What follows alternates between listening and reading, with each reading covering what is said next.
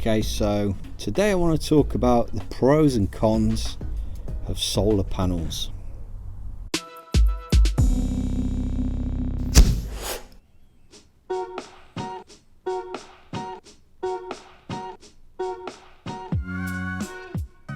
So I set up the solar panel at 9:15 a.m.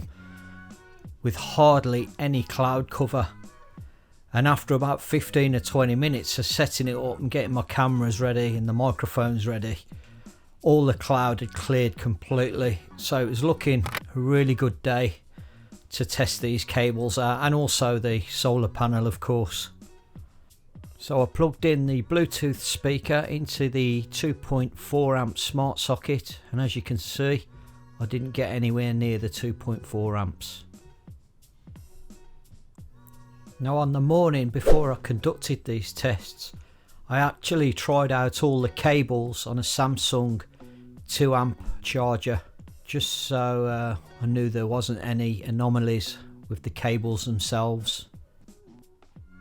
Now, with me doing some research on the internet, it appears that there are a lot of devices that can't maximize the output of these so-called intelligent outputs. There's a certain chipset that isn't compatible with a lot of devices.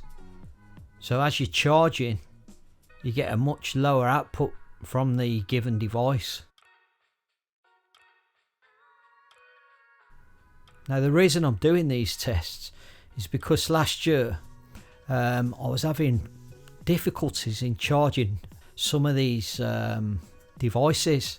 In fact, the one day I was trying to charge a Bluetooth speaker which was just under 5,000 milliamp hours, and I had it on all day and it just wouldn't charge. So yeah, hence me doing these tests now, because at one point I actually thought the solar panel was destined for the bin, and yeah, it actually turned out to be 2 faulty cables out of the 5 that I had on me at the time.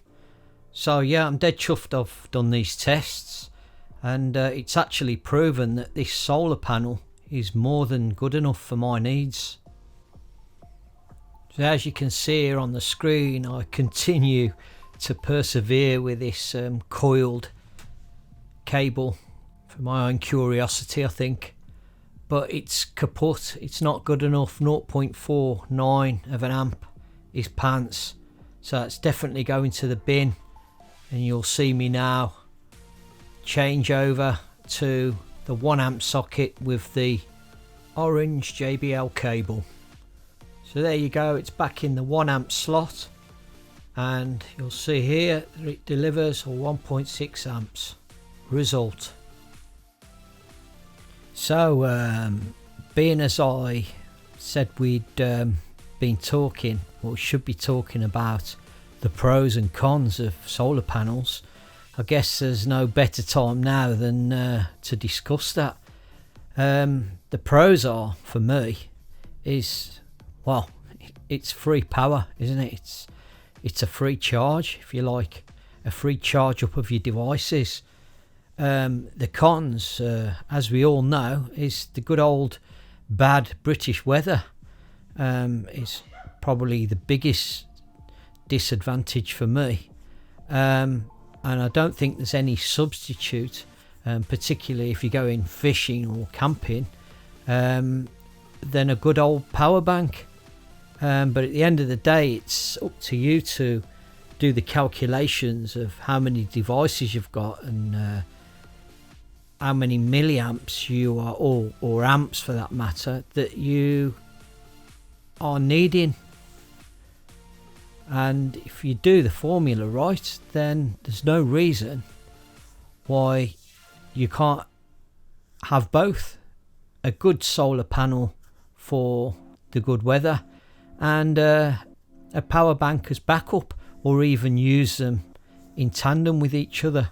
Like most people charge the power bank through the daytime from one socket, and you can also pick and choose or mix and match your other devices from your other sockets. But it's really a good idea to have that power bank as a backup. So yeah, what have I learned? I've learnt that my solar panel's quite temperamental, but at least now I know what I'm dealing with. For instance, the 2.4 amp so-called smart outputs are not very smart at all. The 1 amp outputs are actually pretty good. They output more than 1 amp, so that's a surprise, but it's sort of a bonus. Another thing is you can't always blame the cables. Sometimes it's about how much current your charging device, or sorry, the device you're trying to charge, will actually accept. So in particular, devices that are almost full won't accept much current.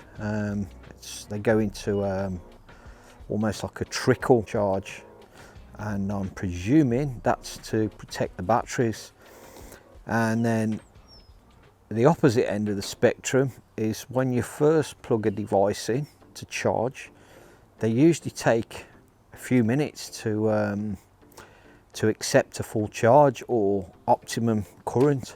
So yeah, learnt that today. I've also learnt that my 28 watt solar panel is plenty for my needs. On most days, I think what I'll do is I'll charge the power bank, which is 20,000 milliamp hours, and then on alternative days, or days when my bait boat batteries have run low, I can charge those. I'll probably do those in pairs. They're 5,000 milliamp hours each, so I should be able to charge 2 in around about 5 hours.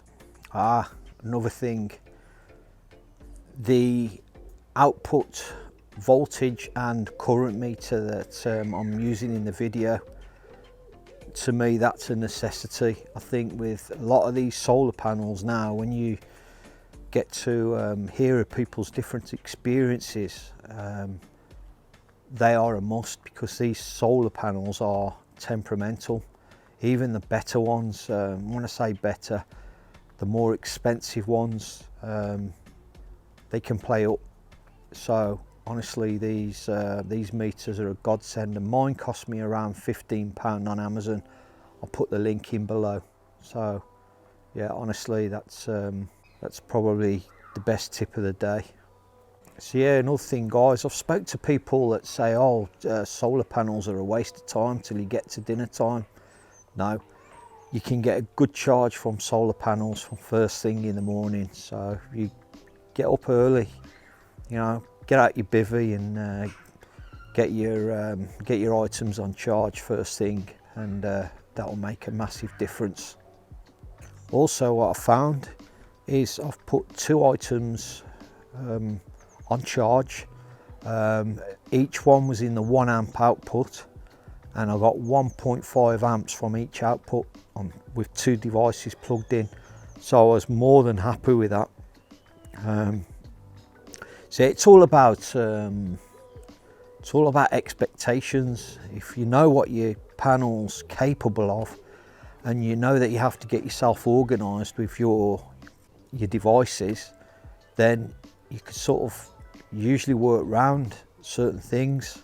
So if you work out what devices you've got and the power ratings, you can sort of work out exactly what solar panel you need.